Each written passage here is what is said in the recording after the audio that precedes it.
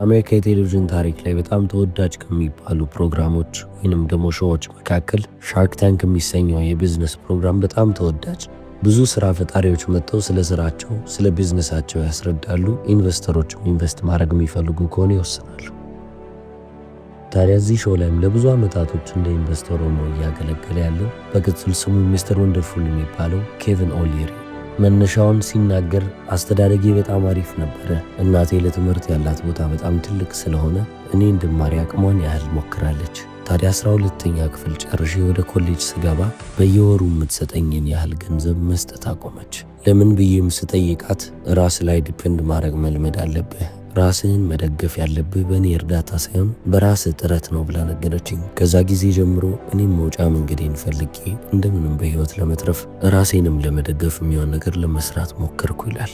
አሁን ላይ አሜሪካ ውስጥ በጣም ስኬታማ ከሚባሉ ቢዝነስማኖች መካከል አንዱ እሱ ነው። አጠቃላይ ሀብቱም $400 ሚሊዮን ይሆናል። ታዲያ በቢዝነስም በህይወትም ብዙ አይነት ምክሮችን እየጣለ ያለፈልን ሰው ነው። እኛም በዚህ ቪዲዮ ኬቪን ኦሊሪ ምን አይነት ምክሮችን ትቶልናል፣ እንዴትስ ነው ወደ ህይወታችን እንተገብረው ብለን እንማራለን። እዚህ ምድር ላይ ሰክሰስፉል መሆን የምትፈልጉ ከሆነ ወይንም ደግሞ ስኬትን የምትፈልጉ ከሆነ መተግበር ያለባችሁ ጥቃቅን የሚባሉ ህጎች ይኖራሉ። ምን ማለት እንደፈለግኩ ደግሞ እዚሁ ጋር ላስረዳችሁ። ይሄ የተሰራ ጥናት ነው ልላችሁ አልፈልግም፣ ምክንያቱም አካደሚክ ስተዲ አይደለም። ትክክለኛ ብዬ የምመዘግበው ዳታ ነው። ምክንያቱም ብዙ ስራዎች ላይ ተሳትፍ ያለው ከብዙ ሰዎች ጋርም ተገናኝቻለሁ። ከነዚህ ሰዎች መካከል በጣም ታዋቂ የሚባሉና ዓለም ላይ ትላልቅ ድርጅቶችን የሚማሩ ሰዎች አሉበት። ስለዚህ በጣም ጠቃሚ ነው፣ አስፈላጊ ነው ብዬ ከማስበው ነገር ልጀምርላችሁ። አሁን ያለሁበት ደረጃ ላይ ከመድረሴ በፊት ለትላልቅ ሰዎች ወይንም ለትላልቅ ቢዝነስማኖች ሰርቼ ነበር። ከነዛ መካከል ስቲቭ ጆብስ አንዱ ነው። ለሱም የሰራሁት በ1990ዎቹ ዓመተ ምህረት ነበርና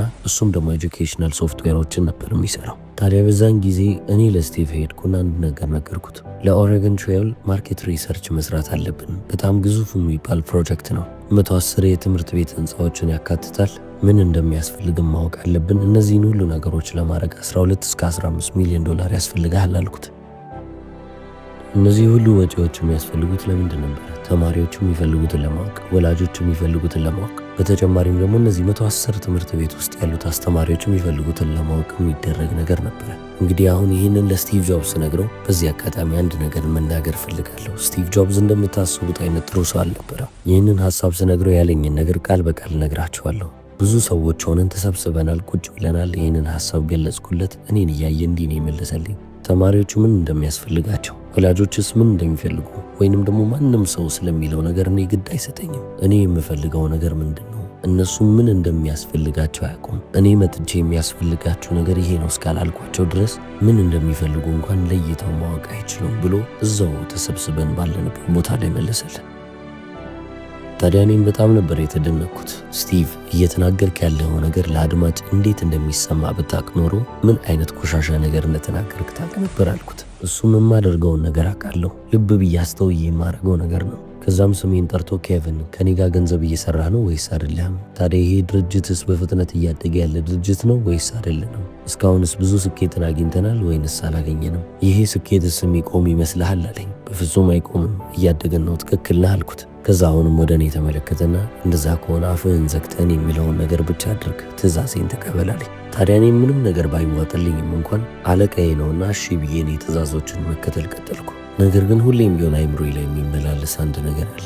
እንዴት ነው ስቲቭ ጆብስ እንደዚህ ስኬታማ ሊሆን የቻለው? እሱ የተረዳው ሌሎች ሰዎች ያልተረዱት ነገር ምን አለ? ምን ቢገባው ነው? ምን ቢረዳ ነው ብዬ ብዙ ጊዜ ራሴን ጠይቅ ነበር። ለዚህም ደግሞ መልስ አግኝቼለታለሁ ማለት እችላለሁ።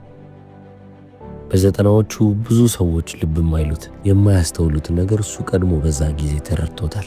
ይህንንም ሲግናል ቱ ኖይዝ ሬሽዮ እለዋለሁ። ኖይዝ ማለት ድምፅ ማለት ነው። ሲግናል ደግሞ ምልክት እንደማለት ነው። ምንም እንኳን የምትግባቡት አይነት ሰው ባይሆንም ወይንም ደግሞ እንደዛ አይነት ከባድ ንግግሮችን የሚያደርግ አይነት ሰው ቢሆንም በጣም ማደንቅለት አንድ ባህሪ ያለው በቃ ብሪሊየንት የሆነበት ነገር አለ።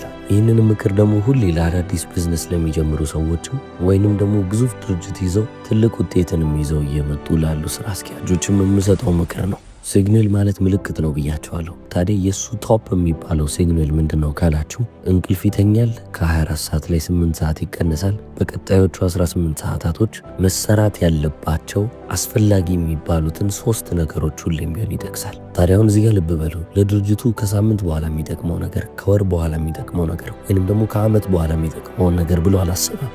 በቃ የዛሬን ነው የሚኖረው ማለት ትችላላችሁ። ለቀጣዮቹ 18 ሰዓታቶች አስፈላጊ የተባለው ነገር ምንድን ነው ይላል። እነዛንም 3 ነገሮች ከ3ም ካለፉ 5 ነገሮች ይወስዳል። በቃ አስፈላጊ ናቸው። ቢዝነሴ፣ ንግዴ እነዚህ ነገሮች ዛሬ ካልተደረጉ ይንሸራተታል ወይንም ደግሞ አያድግም ብላችሁ የምታስቧቸውን እነዛን ነገሮች ይይዝና እነዚህ ነገሮች የዛሬ ተልእኮዬ ናቸው ይላል። ስለዚህ ቀኑን ሙሉ የሚያባክነው እነዚህን 3 ነገሮችን ወይንም ደግሞ ያስቀመጣቸውን ነገሮች ለመጨረስ ይሆናል ማለት ነው። እነዚህ 3ቱ ነገሮች እንዳይጠናቀቁ የሚያደርጉ ማንኛውም የሚባሉ ነገሮች እንዳለ ኖይዝ ይባላሉ። አላስፈላጊ ድምፅ ብላችሁ ያዟቸው። ስለዚህ ለስቲቭ ጆብስ ሰክሰስ የሚባለው ቃል ወይንም ደግሞ ስኬት የሚባለው ቃል በቀን ውስጥ እነዚህን 2 ነገሮች ያቀላቀል ይሆናል። 80% የሚሆነው ሲግናል ነው ወይንም ደግሞ ምልክት ነው። 20% የሚሆነው ግን አላስፈላጊ ኖይዝ ነው ወይንም ደግሞ አላስፈላጊ ድምፅ ነው። ከስቲቭ ጆብስ የተማርኩት ነገር እንግዲህ ይሄንን ነው። ከብዙ ሰዎችም የሚሻልበት መንገድ ወይንም ደግሞ የሚሻልበትም ጥበቡ ነው ብዬ የማስብለት ነገር ነው። ምክንያቱም በዛ ጊዜ እንግዲህ በ1990ዎቹ ቴክስት ሜሴጅ የሚባል ነገር የለም። ሁሉም ንግግር የሚከናወነው በኢሜይል ነው። ታዲያ ሌሊት 8 ሰዓት ተኩል ኢሜይል ያደርግልኝና ቁጭ ብሎ መልሴን ይጠብቃል። ሌሊት 8 ሰዓት እኮ ነው፣ እኔ እኮ ተኝቻለሁ። እሱ ግን ተነስቶ ኢሜይሎችን ወደ እኔ ይልክልኝና እስቲ መልሱን ልጠብቅ ብሎ የሚጠብቅ አይነት ሰው ነው። ያን ያህል ዴዲኬትድ የሆነ ሰው ነው። በዚህም ነገሩ ስኬታማ ሆነ፣ ትክክልም ነው ብዬ አስባለሁ። ይሄ አንድ ባህሪው ነው እንግዲህ እንደዚህ አይነት ስኬትን ይዞለት የመጣው። የእሱ ሬሾ 80 በ20 ነው። ከሱ የበለጠ አንድ ሰው ብቻ ነው እስከ ዛሬ ድረስ ያየሁት። እሱም ደግሞ ኢሎን ማስክ ነው። እንደ ኢሎን ማስክ አይነት ሰው አለ ብዬ እኔ በፍጹም አላስበው። ምክንያቱም ምንም አይነት ኖይዝ የለውም። በስቲቭ ጆብስ ህይወት ውስጥ ወይንም ደግሞ በቀን ውስጥ ቢያንስ 20% የሚሆነው አላስፈላጊ ድምፅ ነው። ወይንም ደግሞ ስራውን እንዳይሰራ የሚያደርገው አላስፈላጊ የሆነ የሚያስተጓጉሉ ነገሮች ብቻ 20%ን ይይዛሉ። ኢሎን ማስክ ግን 100% ሲግናል ነው። በቃ ሙሉ ለሙሉ መስራት ያለበትን ነገር ሰርቶ የሚተኛ ሰው ነው። 6 ሰዓት እንቅልፍ ይተኛል። ከዛ በኋላ ያለውን 18 ሰዓት ሙሉ ለሙሉ ስራ ላይ ነው የሚያባክነው። 100% ሲግናል። ታዲያ አሁን ኢሎን ማስክን ተመልከቱት። ምን አይነት ነገሮችን በዚች ምድር ላይ እንዳሳካም ተመልከቱ። ያንን ሊያመጣ የቻለው ሙሉ ለሙሉ ሲግናል ስለሄደ ነው።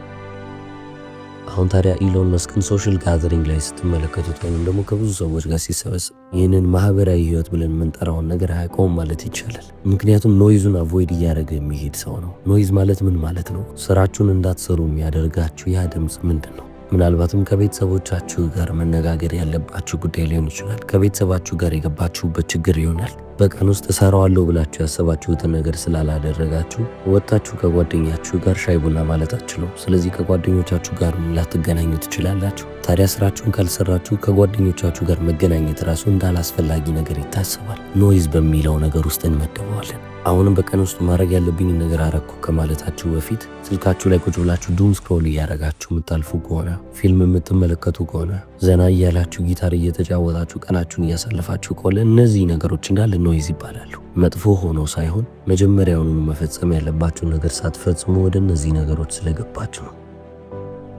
ስለዚህ ቺን ነገር ብቻ መረዳት ህይወታችሁን በእጅጉ ሊለውጥላችሁ እንደሚችል እዚህ ቃል ልገባላችሁ ይችላል። በታሪክ ወደ ኋላ የምትመለሱ በነበሩበት ወይም በኖሩበት ጊዜ ላይ ጂኒየስ የሚባሉትንም ሰዎች ካያችሁ ወደ 100% ሲግናል የተጠጉ ሰዎች ናቸው። ያንን አላስፈላጊ ድምፅ ያስወገዱ ሰዎች ናቸው ትላልቅ የሚባሉ ነገሮችን እያሳኩ ያለፉት። ሌላኛው አስፈላጊ ነገር ነው ብዬ የማስበው ነገር ራሳችሁን መረዳት ነው። ጥንካሬያችሁ የቱ ጋር ነው? ድክመታችሁስ የቱ ጋር ነው? እነዚህን ነገሮች ጠንቅቃችሁ ልታውቁና ልትረዱ ይገባል። ለዚህ ነው ብዙ ቢዝነስ ኦነሮችን ድክመታችሁን ለይታችሁ እወቁና ከዛ በኋላ የእናንተን ድክመት የሚሸፍን ሰው ቅጠሩ ምለው። ልክ የተቀደደ ነገርን በፕላስተር እንደማሸግ አድርጋችሁ አስቡት። ሰው ያስፈልጋችኋል። እናንተ በደከማችሁት ቦታ ጋር ጥንካሬን ይዞላችሁ የሚመጣ ሰው ካገኛችሁ ብቃታችሁ ወደ 100% ይመለሳል። ምክንያቱም ድክመታችሁ ተደፍኗል በአዲስ ሰው በአዲስ ጉልበት። ያ የቀጠራችሁትም ሰው ደግሞ በድክመታችሁ ላይ በጣም ጥንካሬ ያለው ሰው መሆን አለበት። እንደዚህ አይነት ሰው አግኝታችሁ አልቀጠርም ቢላችሁ ራሱ ፓርትነር ብታረጉት ይሻላችኋል አለው። ከድርጅታችሁ ላይ የተወሰነ % ሼር ሰጣችሁ ያንን ቀዳዳ መድፈን ከቻላችሁ እናንተም እነሱም በኩል ደረጃ እያደጋችሁ መምጣት ትችላላችሁ። ወይንም ደግሞ እድገታችሁ ከነ ድክመታችሁ ከምትመሩት ድርጅት የተሻለ ይሆን ነበር። እንግዲህ በ1990ዎቹ ለስቲቭ ጆብስ ሰርቻለሁ ብያቸዋለሁ። ስቲቭ ጆብስ ግን ለብቻው አልነበረው። ዋዝኒያክ አብሮት ነበረ። ስለዚህ ሁለቱ ናቸው መጀመሪያ ፓርትነር ሆነው የጀመሩት። አሁን ዋዝኒያክንም ስቲቭ ጆብስንም ብትመለከቱ ዓለማችን ላይ በቃ ሁለት በጣም ብሪሊየንት የሚባሉ ሰዎችን ወሰድን ልትሉ ትችላላችሁ። ከምታስቡት ከምትገምቱት በላይ ሁለቱም በጣም ጎበዝና ጀግና ናቸው። ነገር ግን አት ሴም ታይም በተመሳሳይ መልኩ ሁለቱም ደግሞ በጣም ተቃራኒ ናቸው። ያላቸው ስኪል ሴት ያዳበሩት ክህሎት ፍጹም ተቃራኒ ነው ማለት ይቻላል። ስቲቭ ጆብስ ለብቻው አፕልን መስርቶ ይህን ያህል ስኬታማ ያደርገዋል ወይ ካላችሁ በፍጹም አያደርገውም ነበር። ዋዝኒያክም ለብቻው ከፍቶት ቢሆን ኖሮ ስኬታማ ይሆን ነበር። አሁን ባለበት ደረጃ ይደርስ ነበር ወይ ካላችሁ በፍጹም አይሆንም እላችኋል። በቃ አንዱ ለአንዱ ነው የተሰራው ብላችሁ አስቡ። ሁለቱ ተነጣጥለው ምንም ነገር መፍጠር አይችሉም ነበር። አንዱ የአንዱን ድክመት ይሞላል። እንደዚህ እያሉ ነው እንግዲህ አፕልን ትልቅ ድርጅት ያደረጉት። አፕል ትልቅ የሆነበትም ዋናው ምክንያት ይሄ ይመስለኛል። ሁለቱም የተለያየ የሚባል ስኪል ሴት ያላቸው ወይም ደግሞ ክህሎት ያላቸው ናቸው። አንዱ ያለ አንዱ እንደማያልፍለት ሁለቱም የገባቸው ይመስላል። እርስ በእርስ መፈላለግ እንዳለባቸውም ስላወቁ ነው እንግዲህ ይህን ያህል ሰክሰስፉል ሊሆኑ የቻሉት። አሁን እናንተ ለብቻችሁ ንግድን የምትጀምሩ ከሆነ ወይንም ደግሞ ለብቻ የሆነ የግል ስራዬን ልጀምር ካላችሁ ምንም ድክመት እንደሌላችሁ ሊሰማችሁ ይችላል። 1 ዓመት 2 ዓመት 3 ዓመት ልትሰሩ ትችላላችሁ። 5ኛ ዓመታችሁ ላይ ስትደርሱ ግን ድክመቶቻችሁ እንዳለ ለእናንተ ግልጽ ብለው እየታያችሁ ይመጣሉ። ምክንያቱም ድርጅቶቻችሁ እያደጉ ነው የሚሄዱት። የበለጠ ባደጋችሁ ቁጥር ደግሞ ምን ያህል እናንተ ኢንኬፐብል እንደሆናችሁ ወይንም ደግሞ ምን ያህል እንደማትችሉ ልብ እያላችሁ ትመጣላችሁ። ስለዚህ በዛ ሰዓት ላይ ነው እንግዲህ የሚያስፈልጋችሁን ሰው አስገብታችሁ ድክመታችሁን ከበር ያደርግላችኋል። እናንተም ደግሞ ጥንካሬያችሁ ላይ የበለጠ እንድታተኩሩ የሚያደርጋችሁን እድል የሚሰጣችሁ። አሁን እኔም ብጠይቁኝ በሴልስና በማርኬቲንግ ካንተ ይሻላለሁ የብትሉኝ በጣም ጥቂት ሰዎች ናቸው ልላችሁ እችላለሁ። ሴልስና ማርኬቲንግ ላይ የምታማ አይነት ሰው አይደለሁም። በቃ ፕሮፌሽኔ ነው፣ ጥንካሬ ነው። ማንም ሰው በዛ ቢወዳደረኝ እኔ በጣም ዝግጁ ነኝ። እንደማሸንፍ እንደምበልጥም እርግጠኛ ነኝ። ታዲያ ቢዝነሶችን ስመራ በዚህ አይነት ጎኖች ላይ ወይንም ደግሞ እንደዚህ አይነት ጥንካሬዎች ላይ በደንብ እሳተፋለሁ። ትልቁን ድክመቴን ደግሞ ብትመለከቱት ሎጂስቲክስ ነው። ቢዝነሴ ላይ ስለ ሎጂስቲክስ እኔ ምንም አይመለከተኝም። በቃ ባልሳተፍ ብዬ የሚይዘው ነገር ነው። እኔ በሴልስና በማርኬቲንግ ላይ ጎበዝ እንደሆንኩት ሁሉ በሎጂስቲክስ ላይ እንደዛው ጎበዝ የሆነ ሰው ወስጄ እዛ ጋር ተካለሁ። ከዛ በኋላ ምንም የሚመለከተኝ ነገር የለም ከላይ ማየት እንጂ። በተመሳሳይ ሁኔታ ማኒፋክቸሪንግ ላይ መሳተፍ አልፈልግም። ዲስትሪቢዩሽን፣ ማከፋፈል፣ እነዚህ ሁሉ ነገሮች የኔ ድክመቶች ናቸው። በአንድ ድርጅት ውስጥ ትልቅ ዋጋ የምሰጠው ለማን ነው ካላችኝ ሴልስ ፐርሰኖቹን። የሽያጭ ሰራተኛ ባይኖር ምንም ነገር እንደማይሸጥ ታውቃላችሁ። ስለዚህ ምንም ነገር ቢመረት የሚሸጥ ሰው ያስፈልጋል። አንድ ትልቅ ድርጅትን ብንወስድ የዛን ትልቅ ድርጅት ስራ አስኪያጅ ወስጄ መተካት እችላለሁ። ሌላ አዲስ ስራ አስኪያጅ ይመጣል። ተመሳሳይ የሚባል ስራ ወይንም ከሱ የተሻለ ስራ ሊሰራ ይችላል። ነገር ግን ምርጥ የሚባለውን የሽያጭ ሰራተኛ ካባረርኩት እንዴት ልተካው እችላለሁ? ምርጥ የሚባሉ የሽያጭ ሰራተኞች ያን ያህል አይገኙ። ስለዚህ በቃ የማይተኩ ብዬ ማስባቸው ቫልዩብል ናቸው ወይንም ደግሞ ዋጋ አላቸው ብዬ ማስባቸው ናቸው። ሌላ በሶስተኛ ደረጃ የሚያስፈልጋችሁ ነገር ነው ብዬ የማስበው ነገር ከፍና ዝቅታ በህይወታችሁ ውስጥ ያስፈልጋችኋል። ለአይምሯችሁ ይንግና ያንግ ልትሰጡት ይገባል። ይህ ማለት ግን መጀመሪያ ከነገርኳችሁ ከሲግናሉ ያወጣችኋል ማለት አይደለም። ሲግናሉን ተከትላችሁ ነው የምትሄዱት። ነገር ግን አይምሯችሁ የለመደውን ነገር ሳይሆን ያለመደውንም ነገር መመልከት አለበት። እኔ አሁን ብዙ የቢዝነስ ስብሰባዎች አሉብኝ። በየቀኑ መስራት ያለብኝ ስራዎች አሉ። ያ የተለመደ የሚባለውን ህይወት ልኖር እችላለሁ። ነገር ግን ያንን የተለመደ ህይወት ከኖርኩ በኋላ ግን ከዛ ህይወት ነቅሎ ደግሞ የሚያወጣኝ ሌላ ነገር እፈልጋለሁ። ስለዚህ ለምሳሌ ጊታር መጫወት ሊሆን ይችላል። ፎቶግራፊን በጣም የምወድ ሰው ነኝ። ስለዚህ ምናልባትም የተሻለ ፎቶዎች እንዴት ማንሳት እንዳለብኝ ይማር ይሆናል። እኔን የሚሞሉልኝ ነገሮች ናቸው። በቃ የለመድኩት ነገር አለ። ነገር ግን ከለመድኩት በየቀኑ ከማደርጋቸው ነገሮች ደግሞ ለወጥ የሚሉ ነገሮች ያስፈልጉኛል። ምክንያቱም እኔ አሁን ያለሁበት ህይወት ቀላል የሚባል ህይወት አይደለም። አንዱ ድርጅቴ በቃ ሙሉ ለሙሉ ከሰረ ልትባሉ ትችላላችሁ። በቃ ተደውሎ ይነገራቸዋል። ምን እንደሚፈጠሩ ላታውቁም። እንደ ቀልድ $10 ሚሊዮን የማጣበት ቀን አለ።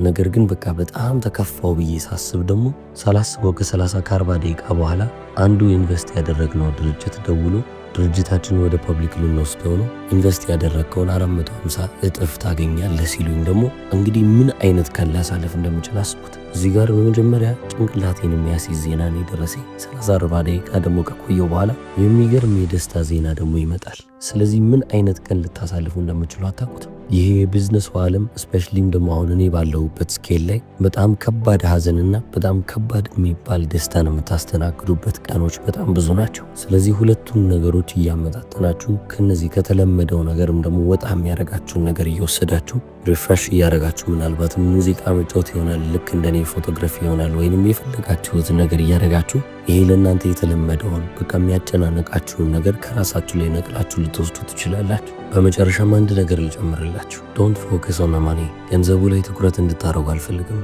ለመጀመሪያ ጊዜ ለርኒንግ ካምፓኒ ላይ በምንሰራበት ጊዜ 10 ወጣቶችንን ግን 10አችንም ስለ ገንዘብ አስበናል ብዬ አላስብም። በቃ በየቀኑ እንነሳለን፣ ስራ እንሰራለን፣ እንተኛለን። ያንን ነበር የፈለግነው። ታዲያ እንደዚህ አይነት ህይወት እየኖረን ነው። እንግዲህ የሆነ ሰው መጣ፣ ያንንም ድርጅት በ4.2 ቢሊዮን ዶላር ገዛው። ከዛ ሁላችንም ማለትም 10አችንም ባንዴ ሀብታም ሆነ። ነገር ግን ህይወት ይቀጥላል። በንጋታው ወደ ስራ ነው የገባነው። ምንም ያባከን ነው ጊዜ የለም እና ገንዘብ ህይወትን ይቀይራል ብላችሁ ታስባላችሁ? እስከ ተወሰነ ድረስ ገንዘብ ህይወታችሁን ሊያሻሽል ይችላል። ከተወሰነ ነጥብ በኋላ ግን ምንም ለውጥ የለውም። ስለዚህ ዶንት ዱ ኢት ፎር ዘ ማኒ። ለገንዘቡ ብላችሁ አትስሩ።